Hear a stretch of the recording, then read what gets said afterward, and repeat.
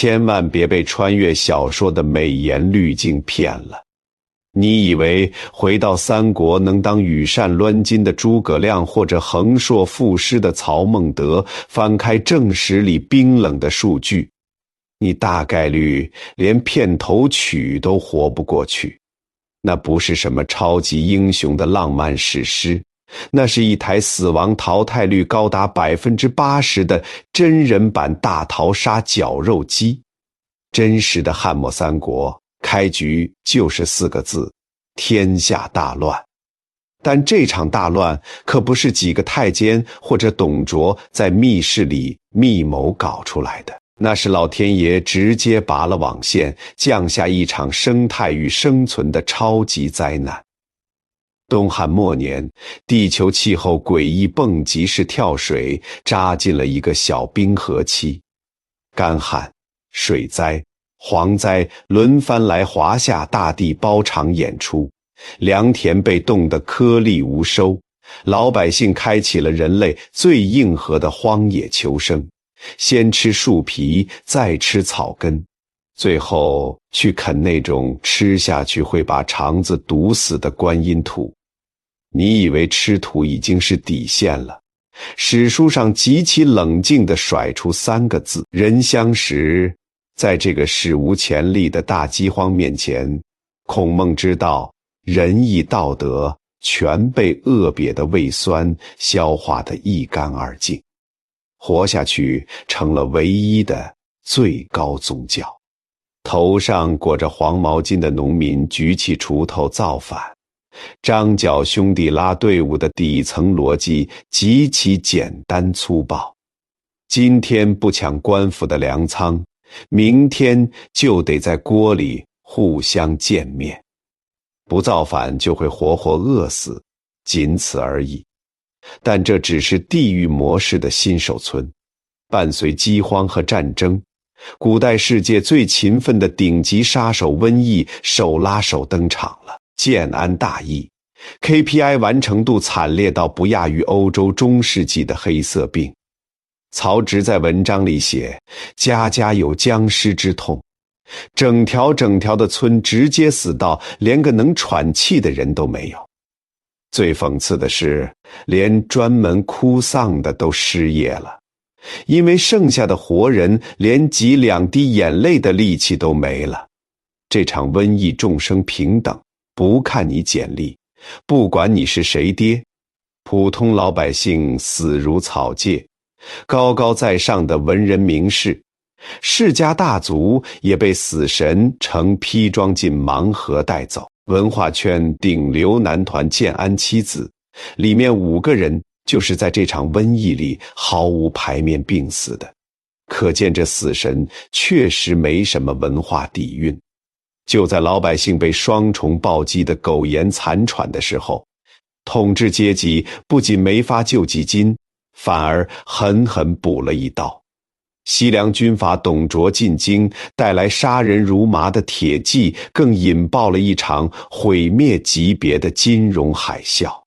董卓为养活大军，干了一件让后世经济学家直呼外行的荒唐事，废了流通几百年的法定货币5铢钱。他下令砸毁长安，洛阳城里的精美文物铜人、铜钟，连老百姓家里照镜子的铜镜都扒走，全部融了铸劣质小钱。那种小钱粗制滥造到连钱币上的字都没有，边缘像锯齿，风一吹都能飘起来。这波操作直接引爆了人类史上最早的恶性通货膨胀之一，钱贬值的连废铜都不如，物价坐上窜天猴狂飙。史书记载，1石谷子被炒到数万钱甚至几十万钱。老百姓攒了一辈子的积蓄一夜之间成了垃圾，大汉货币体系瞬间崩溃，人们被迫退回到以物易物的原始社会，拿着布去换米，荒谬到了极点。繁华的洛阳城被董卓一把火烧成大型垃圾场，大汉的威严彻底荡然无存。从黄巾起义到三国鼎立初期，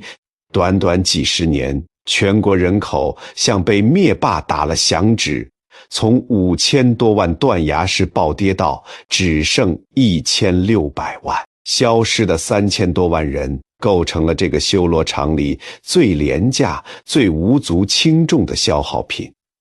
在这种吃人不吐骨头的极端环境里，你以为割据一方的诸侯每天都在研究阵型计谋？摆在他们面前最核心的战略问题，是每天睁眼就要面对的灵魂拷问：老子今天上哪儿搞一口吃的去？一旦断了粮，不用敌人来打，手底下的士兵立马哗变，把你切成生鱼片。于是我们看到了历史上最滑稽也最悲哀的军阀变形记。袁绍堂堂4世3公的顶级富二代，手下的10万大军在河北找不到饭吃，只能天天去树林里吃桑葚续命，硬生生把野战军吃成了素食主义者。他弟弟袁术在江淮穷途末路，派正规军下河捞蛤蜊充饥，生生把中原大军搞成了海鲜捕捞队。最狠的还是曹操阵营。据《三国志·魏书·程昱传》记载，程昱给曹操筹集军粮，实在搞不到肉的时候，直接在肉干里掺杂了人肉端给士兵吃，连正规军都到了吃人肉的地步。这仗打起来还有一点人类的尊严吗？但就在中原大地沦为一片焦土时，曹操极其敏锐地抓住了这个乱世里唯一能通关的密码。他看透了这群军阀互殴的本质，其实就是一场关于抢饭吃的零和博弈。于是曹老板给出了一个极其务实但也极其黑心的破局之道。屯田撕开表面的温情脉脉，曹操在许下搞的所谓屯田制，其实是一个极度严密的国家资本主义血汗工厂。他把流离失所的难民和降兵全部圈起来，半军事化管理去种地，分成模式更绝，用了国家的牛收成60%上交，自己只留40%，不用牛也是5-5开。这种收割韭菜的税率，要是放在和平年代，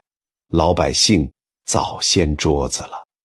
但在那个随时会被人做成肉干的乱世，这竟然成了最大的福报。因为曹操不仅给你留了一口饭，还派保安军队保护你不被别人吃掉，解决了吃饭问题。但作为一台想要兼并天下的超级战争机器，光有碳水化合物远远不够。打造精良铠甲，买上等战马，发奖金给骄兵悍将，全都要实打实的真金白银。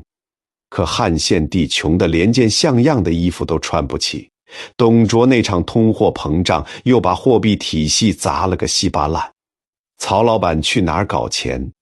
这就逼出了中国历史上最离谱也最受后世网络小说作者喜欢的一项国家级创举。陈琳当年为袁绍写的那篇檄文里，白纸黑字曝光了曹操干的好事，专门设立了发丘中郎将和摸金校尉这2个正式官方编制。别拿鬼吹灯的滤镜来看他们，这不是半夜提着灯笼的散兵游泳江湖盗墓贼，这是拥有国家正式财政编制，由最高军事统帅直接指挥的特种考古部队。他们不上阵杀敌，唯一的 KPI 就是挖坟掘墓，去寻找被死人带走的巨额财富。汉代人讲究视死如生，社会盛行厚葬，王侯将相的墓里堆满了成吨黄金玉器和奇珍异宝，活人饿得在地上吃观音土，死人却躺在金山银山上。这事儿曹操能忍，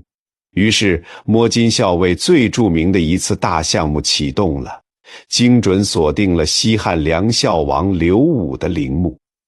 刘武是汉景帝的亲弟弟，当年富可敌国，简直是一个超级地下金库。曹操大军不打仗了，亲自上阵，挥舞斧头，劈棺取宝。单单从这一座墓里挖出来的金银财宝，就足足养活了曹操那支庞大的军队长达3年之久。一手拿锄头逼活人种地，一手拿洛阳铲带人去挖死人坟。曹操就是用这种极其现实甚至完全不要脸的冷酷手段，硬生生在废土之上拼凑起了一台庞大的战争机器。而这台带着泥土腥味和死人财宝的机器，迎来的第一次地狱级抗压测试，就是决定整个北方霸权的官渡之战。在后世戏台和演绎小说的魔改里，官渡之战被包装成了谋士们摇着羽扇斗智斗勇，各种华丽阵型对轰的舞台。但翻开《三国志》的真实记载，这场战役的本质毫无美感可言，它是一场令人窒息的后勤消耗战。当时袁绍拥兵10万，妥妥北方第一大威。曹操在前线兵力处于绝对劣势，双方在官渡的烂泥地里死死僵持了几个月。拼的根本不是谁的阵型排得更好看，拼的是谁大营里的粮食先吃完。这是极度煎熬的忍耐力测试大赛。曹操当时已经到了山穷水尽，快要精神崩溃的地步。他甚至心态炸裂地写信给留守许都的荀彧抱怨，想退兵认输。结果荀彧的回信极其冷酷，简直就是职场 PUA 的典范，死也要给我顶住。现在谁先退谁就得死，就在命悬一线的时刻，打破僵局的转机来了。对粮食的精准打击成为决胜的钥匙。袁绍阵营的高管许攸叛逃过来，带来了一个足以致命的独家情报。袁绍把所有的粮草都囤积在一个叫乌巢的地方。曹操一听，激动得估计连鞋都没穿，连夜亲自率领最精锐的部队去烧乌巢。他太清楚了，这把火烧的根本不是粮草，烧的是袁绍10万大军的经济命脉和心理防线。乌巢的冲天大火一烧起来，前线原本全靠一口饭吊着的军心土崩瓦解。这场被后人吹捧上天的以少胜多经典战役，表面上看是曹操奇袭的战术胜利，骨子里却是曹操通过屯田积累下来的抗压能力，硬生生把后勤管理极度混乱的袁绍给熬死了。北方霸权这家大公司的归属就这样在乌巢的灰烬中尘埃落定。随着中原地区逐渐安定，战争的血腥气稍稍散去了一点。在以邺城为中心的新政治舞台上，一种属于乱世的独特文化开始像野草一样野蛮生长。打赢了官渡之战，基本平定北方的曹操把大本营定在邺城。在那片刚刚经历过战火、饥荒和瘟疫的土地上，不仅建起了气势恢宏的铜雀台，更破天荒地搞起了一个庞大的国家级文学沙龙。过去我们总以为三国时代的人每天脑子里只有打打杀杀和夺权，但实际上，当人类经历了极端的死亡恐惧和朝不保夕的动荡之后，会产生一种强烈的应激反应，爆发出狂热的生命意识。这种极端的生命意识投射到文化上，就形成了中国文学史上极其璀璨的4个字：建安风骨。大家听好了，建安风骨绝对不是太平盛世里那些小鲜肉们无病呻吟的华丽辞藻，它是从死人堆里爬出来的幸存者对生命最痛苦也最真实的呐喊。你再去读一遍曹操的短歌行，对酒当歌，人生几何，譬如朝露，去日苦多。如果你脱离了东汉末年千万人口锐减的真实背景，你很难体会到那几句诗里刺骨的悲凉。今天还在跟你一起喝酒吹牛的兄弟，明天可能就会死于一场毫无征兆的瘟疫，或者在一场突如其来的兵变中被砍了脑袋。生命脆弱的就像早晨的露水，太阳一出来就蒸发得无影无踪。所以在建安文学里，你总能看到一种极度分裂的朋克气质。一方面是对人生苦短的极度绝望和悲观，另一方面又是因为时间不多了，必须要赶紧建功立业，在世界上留下点什么的极度狂热。当时中国最顶尖的大脑以曹操、曹丕、曹植父子三人为核心，加上建安七子全都聚集在邺城。他们脱下沉重的铠甲，换上长袍，在宴席上以诗歌为武器，进行着另一种精神上的狂欢。曹丕写下了中国文学史上第一首完整的七言诗《燕歌行》，字里行间全是连年征战带来的骨肉分离之痛。才华横溢的曹植则用极具画面感的文字，描绘出游侠纵死峡谷乡的致命浪漫。但这层浪漫的窗户纸实在是太薄了，底色依然是残酷的死亡。正如我们前面提到的，那场要命的建安大疫毫不留情地摧毁了这个刚刚建立起来的文化绿洲。建安七子中的王衮、徐干、陈琳、应徐、刘桢五位顶流，全都在建安22年的那场瘟疫中相继病死。曹丕后来在给朋友吴质的信中写道：昔日游处，行则连鱼，止则皆息，何曾须臾相失。每至商酌流行，丝竹并奏，酒酣耳热，仰而赋诗。当此之时，忽然不自知略也。为百年几分，可长共相保。何图数年之间，零落略尽，言之伤心。翻译成今天的大白话就是：当年咱们这帮人天天形影不离，一起喝酒唱歌，以为大家都能活到100岁，谁能想到一场瘟疫扫过来，整个群聊里的人都快死绝了呢。除了死亡焦虑疯狂催生出的文学大爆发，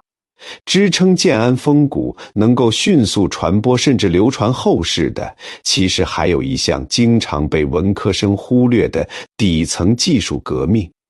造纸术的普及，我们都知道东汉蔡伦改进了造纸术，但在整个东汉时期知识的载体，依然主要是极其笨重能把牛压死的手写竹简，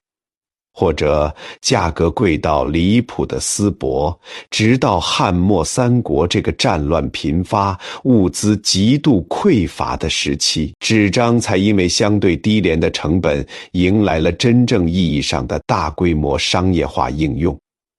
当时有一位叫左伯的书法家，极其硬核地改进了造纸工艺，造出来的纸张洁白细腻，被称为左伯纸，瞬间成了邺城文人圈子里的顶级奢侈品。千万不要小看从竹简到纸张的转变，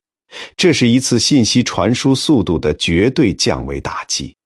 过去写一封几千字的信得用牛车拉着竹简去送，不仅慢得像蜗牛，在乱世里还容易被人劈了当柴烧。现在好了，无论是曹操在前线发布的军令，还是邺城文人们互相唱和的 emo 小诗，都可以写在轻薄的纸张上，靠着快马迅速传递。这不仅大大提高了曹魏政权的行政和军事运转效率，也让建安文学能够在极短的时间内传遍大江南北，形成跨越地域的文化共鸣。然而，就在北方的文学青年们还在感叹人生的时候，南方的另一群狠人已经开始了一场血腥的黑帮式创业。邺城的诗酒风流和文人们的疯狂内耗，终究只是乱世中短暂的喘息。当曹氏父子在北方一边冷酷地通过屯田恢复经济，一边靠文学收拢人心的时候，在遥远的南方，另一股截然不同的政治势力正在长江天险的掩护下悄悄发育壮大。如果说曹魏的政权是靠枪杆子和冷酷的法度硬生生打出来的，那么这股盘踞在江东的势力从一开始就带着浓厚的黑帮结盟色彩，浑身上下充满了内部的利益勾兑与血腥的暗流。过去受了《三国演义》那些小说的蒙蔽，我们总觉得孙权手下那帮文臣武将一团和气，君臣相得，齐心协力保卫江东的碧水蓝天，但这简直就是被加了10层美颜滤镜的假象。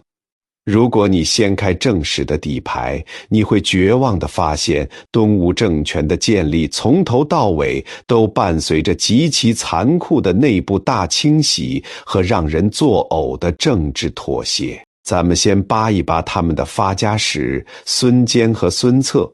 这对号称江东猛虎的父子，对于江东这块土地上的原住民来说，是彻头彻尾的外地人。他们带着从淮泗一带招募来的骄兵悍将渡江而来，这根本不是什么王者之师，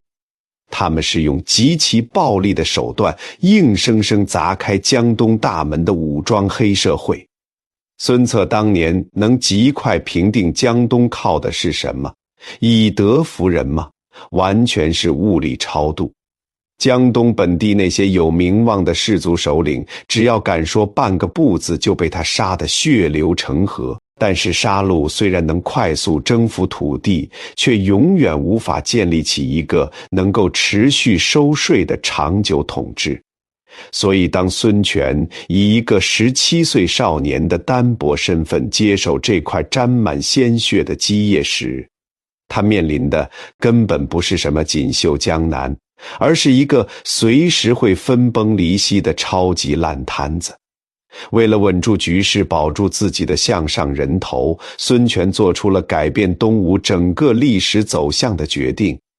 他认怂了，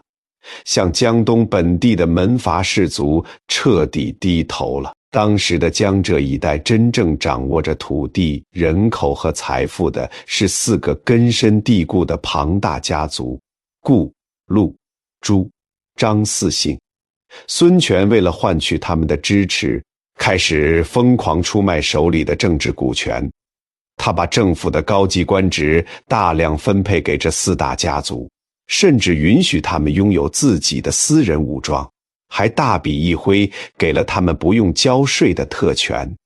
从这个时候起，东吴政权的本质彻底变味儿了。它变成了一个由外来军阀和本地土豪联合控股的庞大集团。孙权只是名义上坐在台前的掌舵人和 CEO， 底下的那些江东大族们才是随时能掀桌子的董事会成员。他们随时可以为了保护自己的家族利益，在关键时刻给这台国家机器踩下刹车。弄懂了这个极其魔幻的股权结构，你就能解释为什么后来赤壁之战前夕，东吴满朝文武，尤其是那些本地士族，几乎异口同声地劝孙权投降曹操了。因为对于这些门阀来说，无论是姓孙的当老板，还是姓曹的当老板，只要不触碰他们在江东的庄园和土地，谁当皇帝根本无所谓。打仗那是 CEO 的 KPI， 保住庄园才是董事会的底线。但在这种互相算计的妥协之外，摆在东吴这家集团面前最致命的问题，和北方的曹操一样，依然是那个让人头皮发麻的词：人口东汉末年的大瘟疫和战乱，让原本就不算人口密集的江南地区变得更加地广人稀。没有人口，土地就只能长荒草，军队就没有兵源补充曹操的解决办法，是搞残酷的军屯把北方的流民死死绑在土地上当干电池。而孙权和江东门阀们想出的解决办法，则要血腥和原始得多。他们把贪婪的目光投向了绵延在江浙皖交界处的崇山峻岭，那里生活着几百万为了躲避战乱和沉重赋税而逃入深山的流民与原住民。史书上给了他们一个统一的称呼，叫做山岳。在整个三国的正史记载中，东吴有一项长达半个多世纪的常规军事行动，叫做讨伐山岳。如果你仔细看《三国志》，你会发现东吴那些威名赫赫的名将，比如吕蒙、陆逊、贺齐，他们人生中很大一部分战绩根本不是跟曹操打，也不是跟刘备打，而是在大山里像猎犬一样围剿山岳人。这根本不是什么保卫边疆的卫国战争，这分明就是一场赤裸裸的系统性人口掠夺大行动。东吴的精锐军队进山之后采取的策略极其冷酷无情。史书上记载了令人窒息的8个字：强者为兵，羸者捕户。这句话翻译过来的现实是，把山岳人抓下山之后，年轻力壮的男人直接编入军队，充当上前线送死的炮灰，而老弱病残和妇女全部分给东吴的将领和士族，沦为替他们免费种地的农奴。就拿大名鼎鼎的陆逊来说，当年他仅仅在会稽、鄱阳一带就一次性抓捕了数万山岳人，极大地扩充了自己的私人武装。东吴政权正是靠着这种残酷的内部殖民和掠夺，硬生生从大山里榨出了巨大的人口红利，这才勉强支撑起了他们在江东割据称雄的资本。为了配合这种大规模的抓壮丁行动，以及对长江天险的绝对控制，东吴被迫点出了一项当时世界上最顶尖的科技术——造船业。因为江南水网密布，东吴的战船造得极其庞大且先进。正史记载，中东吴有一种叫楼船的巨舰，上面甚至能建起好几层楼阁，可以容纳数千名士兵。在那个大家还在拿冷兵器互砍的时代，这玩意儿简直就是内陆里移动的航空母舰。这种强大的航海能力直接催生了东吴向海外掠夺人口的狂妄野心。到了黄龙2年，孙权做出了一个极具历史意义但也极其疯狂的决定，派将军魏温和诸葛只率领整整1万名全副武装的甲士，组成庞大的舰队，浩浩荡荡出海，寻找传说中的夷州，也就是今天的台湾。千万别把这想象成什么为了开阔眼界的伟大地理大发现。孙权给这支舰队下达的死命令依然只有极度赤裸的2个字：抓人。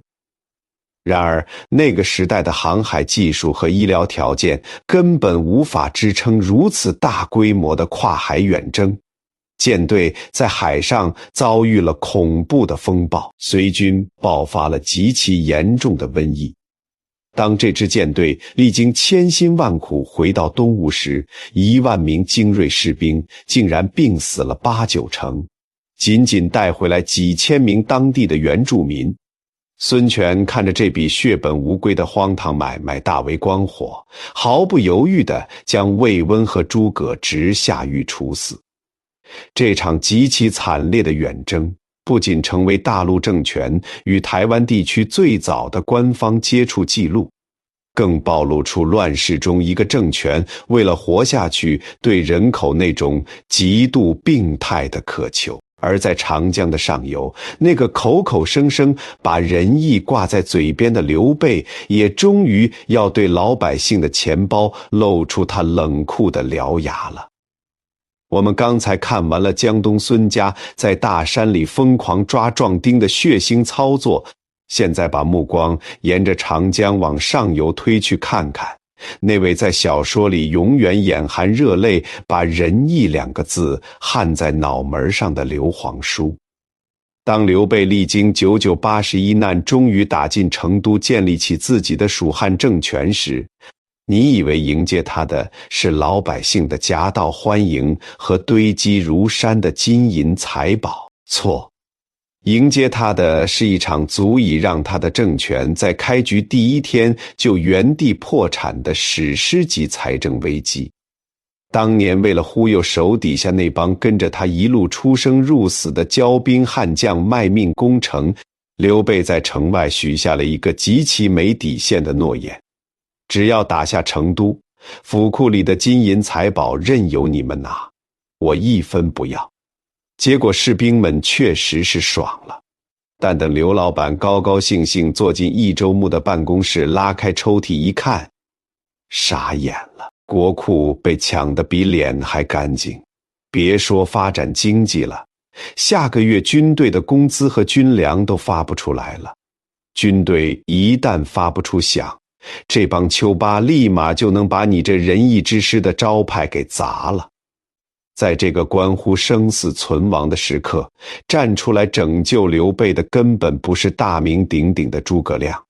而是一个叫刘巴的顶级金融政客。这位刘巴给刘备出了一个极其阴损狠辣的主意。史书上记载了8个字：铸值百钱，平诸物价。这8个字是什么意思呢？说白了，就是人类金融史上堪称教科书级别的一场由国家机器主导的超级割韭菜魔术。我们前面说过，大汉的法定货币是5铢钱，1枚就是1枚的购买力。刘巴发明的这个直白5铢，顾名思义，就是官方强行规定这1枚新铸的钱直接抵得上老百姓手里100枚5铢钱的价值。最荒唐的是，这枚纸百钱的重量和含铜量仅仅只比普通的5铢钱重了那么一丁点儿，这已经不能用劣币驱逐良币来形容了。这是赤裸裸的官方吃牌抢劫。刘备政权用极低的成本疯狂印发这种大面额的虚假货币，然后强制要求在市场上流通，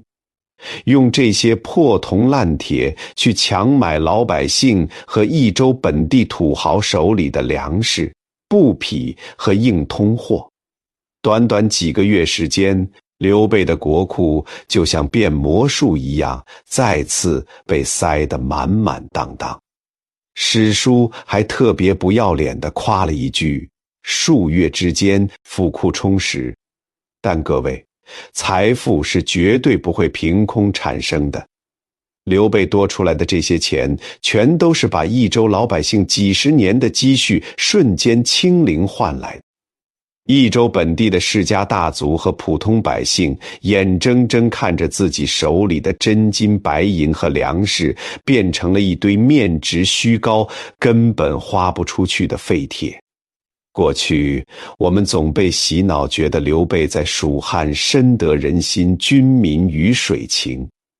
但你只要看看这种堪称吸血鬼级别的经济掠夺，你就能瞬间顿悟，为什么后来邓艾的大军兵临成都时，益州本地的士族不仅没有拼死抵抗，反而第一时间跑去劝后主刘禅赶紧投降。因为从刘备强制发行第1枚纸百钱开始，蜀汉政权和益州本地人的阶级仇恨就已经彻底拉满了，根本没得洗。不过靠滥发货币搞通货膨胀这种流氓套路，终究只能用一次，属于一锤子买卖。等到刘禅继位，诸葛亮全面接手蜀汉帝国，准备开启规模浩大的北伐时，他这个绝顶聪明的大脑非常清楚，靠抢夺本地人的财富根本支撑不起几十万大军连年征战的巨大消耗。当时的蜀汉面临着一个绝望的物理极限，地处西南，人口在三国之中最少，只有区90万。连人家曹魏的一个零头都不到，没有人口就没有税收，拿什么去跟占据中原？地大物博的曹魏拼消耗，诸葛亮给出的破局答案极其超前，搞高端制造业，发展外向型出口经济。而支撑起整个蜀汉帝国军事机器的终极密码，就是当时真正的硬通货蜀锦。大家千万不要以为蜀锦只是一块好看的布料，在古代丝织业绝对是实打实的高科技产业。蜀锦的制造工艺极其复杂，需要极其庞大且精密的提花织机，还需要海量熟练的专业技术工人。在那个物资匮乏的冷兵器时代，蜀锦的地位就相当于今天的顶级奢侈品加上高端芯片，是毫无争议的绝对核心资产。诸葛亮对蜀锦产业的重视程度到了令人发指的地步，他亲自设立了锦官这个专门的政府部门，直接由国家暴力垄断蜀锦的生产和销售，甚至在成都城外专门划定了一座锦官城来进行极其森严的封闭式管理。他曾经极其直白地留下过一句话：今民贫国虚，绝敌之资，唯养锦耳。翻译过来就是老百姓穷，国家没钱，咱们将来跟曹魏死磕的军费就全指望卖这些高科技布料了。那么这些天价的蜀锦到底卖给谁了呢？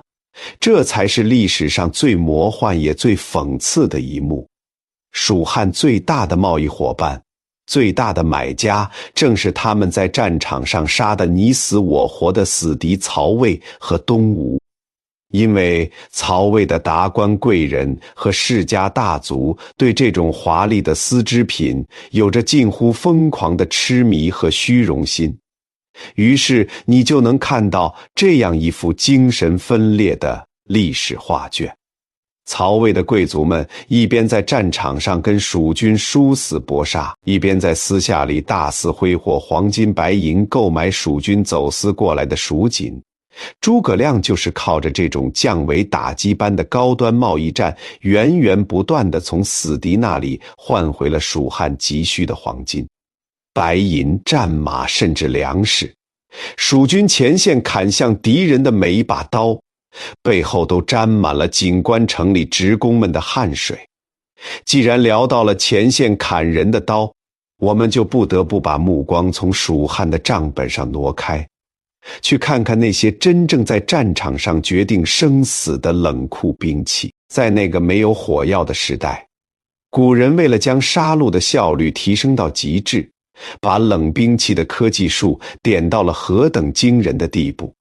首先请砸碎你们脑海里那种武将骑在马上，拿着各种奇形怪状的长兵器互相报上名号，然后单挑的烂俗滤镜。真实的汉末三国战场，真正的主角是密密麻麻的步兵方阵，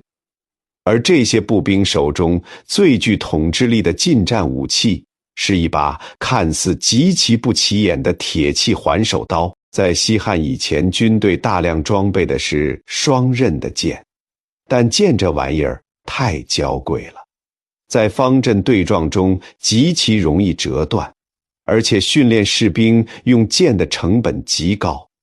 于是三国的军工厂完成了一次极其务实的暴力升级，环手刀单面开刃，刀背极厚，刀身笔直，放弃了一切花里胡哨的剑法，就是一种纯粹为了大力劈砍而生的杀戮工具。当时的冶炼技术已经硬核地点出了百炼钢的科技树，铁匠们通过极其枯燥的反复加热、折叠、锻打，把钢铁里的杂质死死挤压出去。一个装备了百炼钢环手刀的重装步兵，在战场上只需要闭着眼睛，用尽全身力气向前猛劈。那巨大的动能可以直接砍断敌人的骨头，甚至劈开对面的皮甲。曹操和孙权为了提高杀人效率，都曾下令集中全国最顶尖的工匠为禁卫部队成批打造这种顶级冷兵器。而在远程武器方面，诸葛亮更是把物理机械的杀伤力推向了巅峰，搞出了大名鼎鼎的诸葛连弩。在小说里，这玩意儿被吹成了古代的加特林机关枪，无坚不摧。但在《三国志》的真实记载里，诸葛连弩的战术定位根本不是单点狙击，而是阵地防御和火力压制。它的单发穿透力其实很有限，很难射穿曹魏重装步兵的铁甲。但它恐怖就恐怖在一弩10矢俱发的高密度打击。想象一下，在岐山崎岖的峡谷里，几千把连弩同时扣动扳机，瞬间在空中交织出一张密不透风的金属剑网，这足以让任何敢于冲锋的敌军前锋瞬间崩溃。至于运送这些武器和粮食的木牛流马，也根本不是什么成精了能自己走路的木头机器人。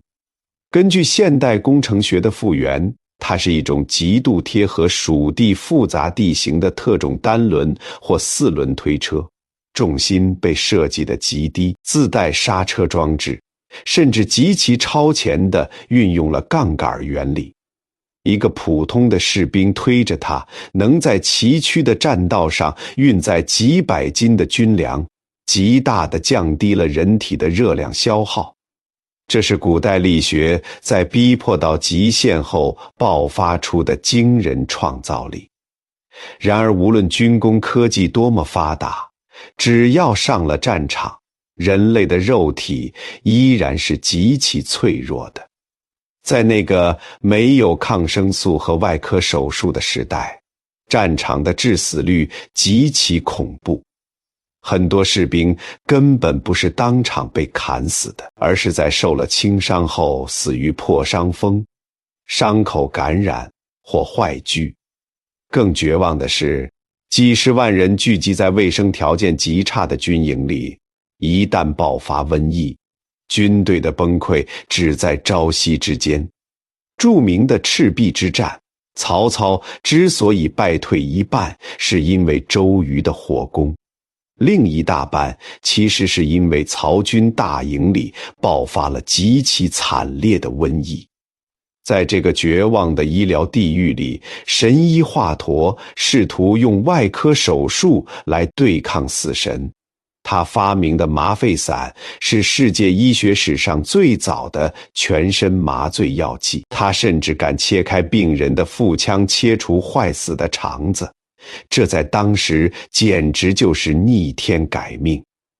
但悲剧的是，在那个阶级森严的时代，技术人员的地位低贱如泥。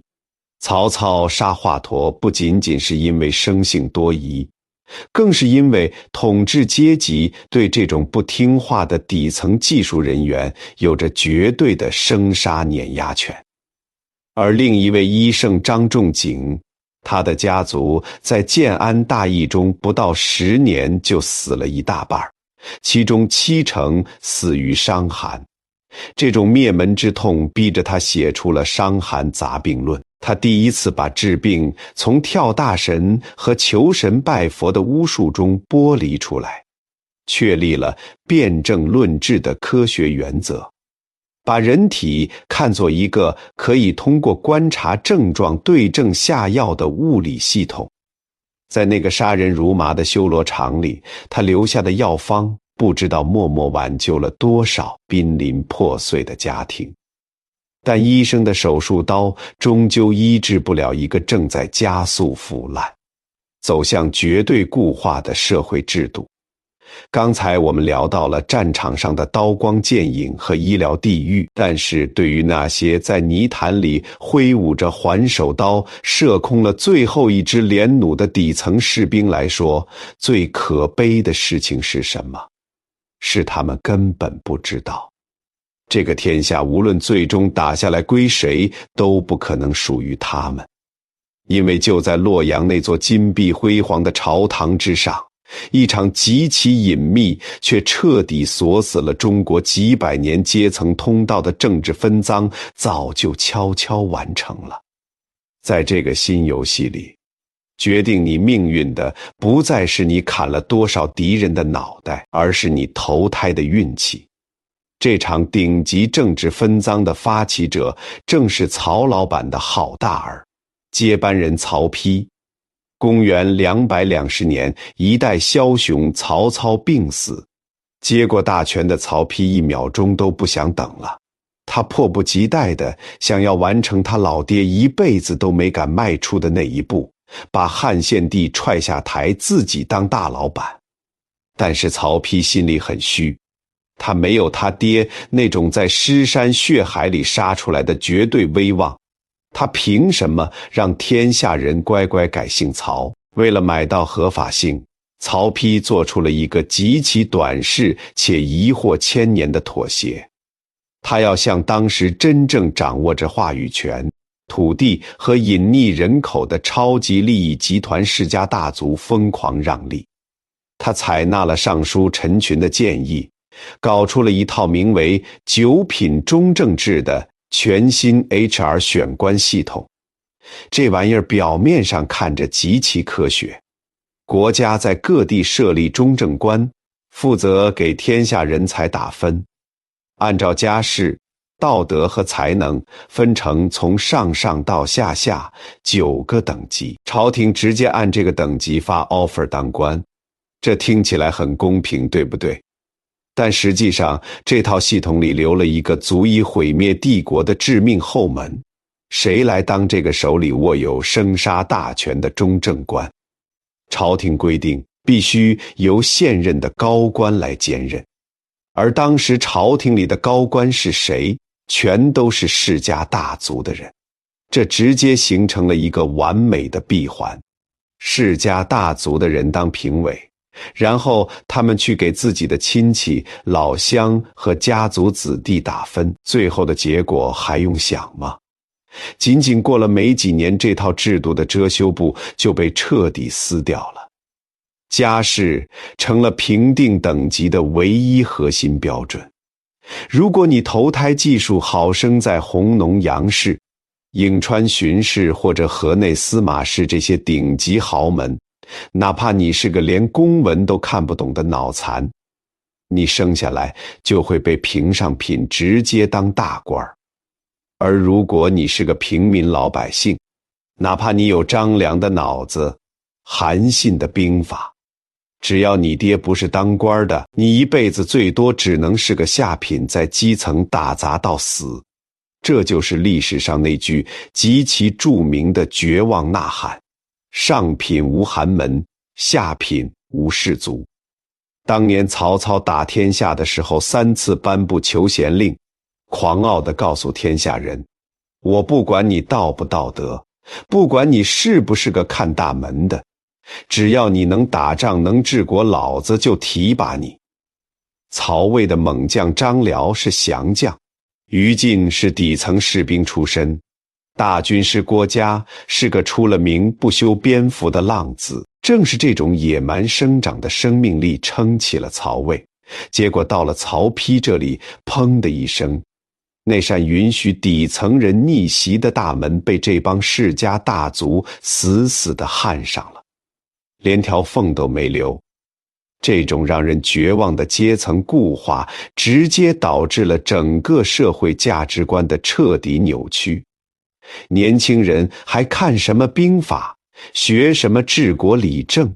没用了。大家见面只比拼谁家的族谱更长，谁家的庄园更大，而对于那些真正有才华却又身处权力漩涡中心的知识分子来说，这种政治空气简直就是恐怖片。因为朝堂全被几大家族垄断了，政治斗争不再是路线之争，而是你死我活的家族绞杀。你说错一句话，甚至随口念错一首诗，可能就得全家掉脑袋。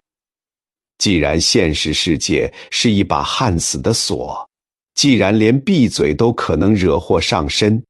当时中国最顶尖的那批聪明人，比如王弼、何晏，发明了一种极其高级的精神避难所——清谈。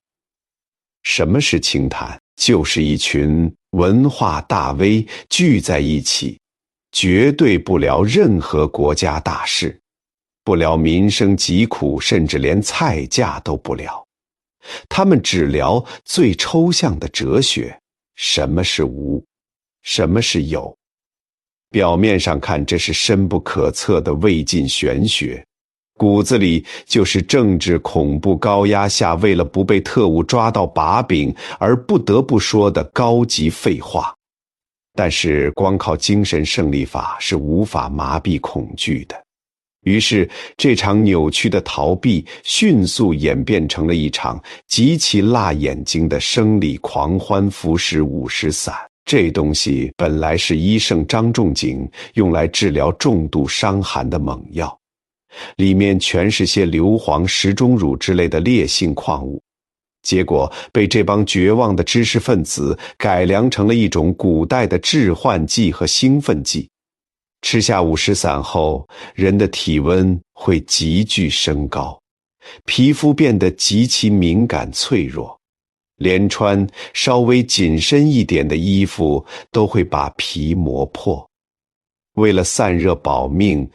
当时的达官贵人们被迫脱下庄重的朝服，换上极其宽大透明的衣衫，踩着木屐，甚至好几个月都不洗澡洗衣服，任由身上长满虱子。吃完药，他们还得像疯子一样在大街上狂奔暴走，这叫行散。各位，你能想象那个画面吗？在这个自诩为礼仪之邦的国家里，最顶尖的知识分子披头散发在大街上当众裸奔，手里还拿着个抓虱子的痒痒挠。这在今天看来绝对是精神病院跑出来的，但在那个时代，这却是全社会疯狂追捧的最高级的魏晋风度。这根本不是什么洒脱，这是他们在极度黑暗的政治高压下，用极其变态的自我摧残来发出绝望的求救声。而把这种绝望的抵抗推向美学极致的，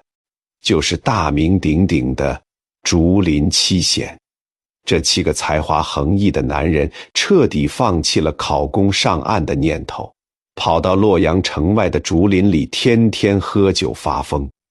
阮籍为了躲避当朝权臣司马昭的联姻试探，竟然每天把自己灌得烂醉如泥，一连醉了整整60天，硬是让司马家派来的媒人连一句完整的话都插不上。而玄学顶流嵇康更是直接拒绝做官，光着膀子在大树底下打铁，用傲慢的姿态向那个虚伪的朝廷比中指。竹林七贤的每一次大笑，底色全都是令人窒息的恐惧。他们怕什么？他们怕的就是那个正在幕后磨刀霍霍，彻底撕下人类道德伪装的终极野心家家族河内司马氏。当文人们在竹林里发疯的时候，曹魏的4朝元老司马懿正在上演中国历史上最令人毛骨悚然的奥斯卡级演技。为了麻痹政敌曹爽，70多岁的司马懿装作中风偏瘫，连喝药都要故意把汤汁漏得满身都是。当曹爽终于放下戒心，陪着小皇帝出城扫墓的那一刻，这个看似快咽气的老头瞬间跃起披甲上马，发动了彻底终结三国的高平陵之变。这场政变最可怕的地方根本不是什么战术奇袭，而是司马懿亲手把中国古典政治里最后一丝道德底线扔在地上踩了个粉碎。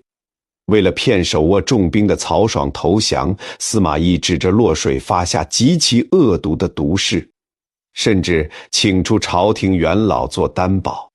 承诺只要曹爽交出兵权，绝不杀他，保他一世富贵。落水为誓是古代最高规格的承诺，曹爽这个傻白甜信了。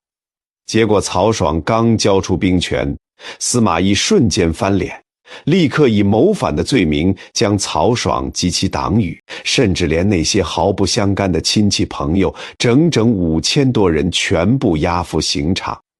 一灭三族。这5000颗滚落的头颅向天下宣告了一个极度黑暗的生存法则。在这个时代，什么道德契约、毒誓全都是擦屁股的废纸，只要为了权力，可以没有任何底线。从这天起，政治斗争退化成了最野蛮的丛林法则。司马昭后来连装都不装了，直接指使手下当街把曹魏的皇帝曹髦杀死在皇宫门前。那些曾经高高在上的世家大族面对这种毫无底线的屠刀，最终选择了集体下跪，成为了绞肉机的帮凶。然而就在北方的政治伦理彻底崩塌为粪坑的时候，在遥远的蜀汉却闪烁着一丝极其强烈的理想主义的微光。过去我们总以为诸葛亮是个满嘴儒家道德的老好人，但在《三国志》的真实记载里，诸葛亮治蜀的底层逻辑极其硬核，根本不是儒家，而是绝对的法家。他曾经冷冷地指出，蜀地之前就是因为太宽纵才导致法度败坏，现在必须用严刑峻法来立规矩。诸葛亮的严是六亲不认的，他最看重的接班人马谡在街亭违背军令，导致战败。诸葛亮虽然哭得死去活来，但依然毫不犹豫地将他斩首示众。蜀汉地位仅次于他的托孤重臣李严，因为运粮不利还想甩锅，直接被诸葛亮剥夺一切官职，流放为平民。在蜀汉，没有任何人可以凭借资历或者皇帝的宠爱凌驾于法律之上。但最震撼的历史反差在于，诸葛亮把老百姓管得那么严，用沉重的赋税支撑连年北伐。为什么他死在五丈原的时候，蜀地的老百姓却犹如丧烤咬，甚至几十年后还在民间自发地祭祀他？《三国志》的作者陈寿给出了答案：尽忠义使者，虽仇必赏；犯法怠慢者，虽亲必罚。老百姓其实不怕法律严酷，就怕法律不公平。诸葛亮手握国家的绝对权力，但他死的时候，家里竟然只有800株桑树和15顷薄田，连多余的1尺布、1两银子都没有。在满嘴仁义道德，实则全是背叛与屠杀的北方朝堂的衬托下，执行严刑峻法的蜀汉政权，却因为统治者的绝对公平和无私，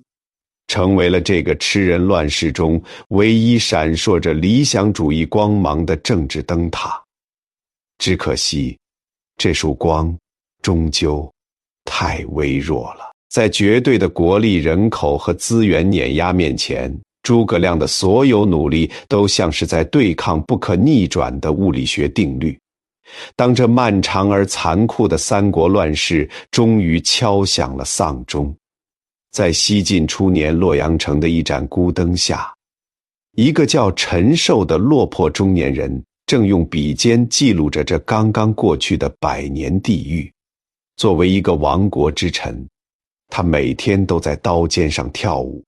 他必须小心翼翼地应付司马家的政治审查，把曹操叫做武帝，把刘备叫做先主，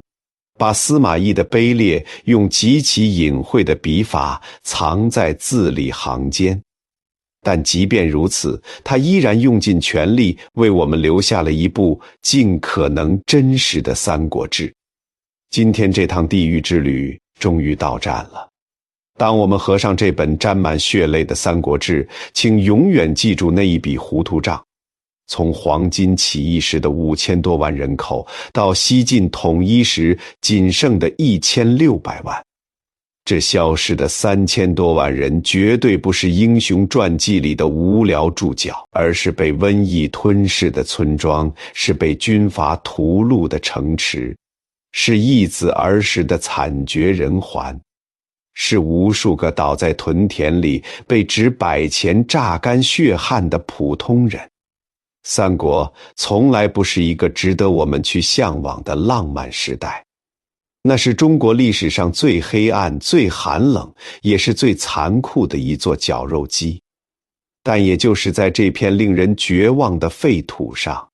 人类为了活下去而迸发出的政治智慧、文学风骨和科技创造，才显得如此惊心动魄、熠熠生辉。这才是这段历史留给我们真正的余音。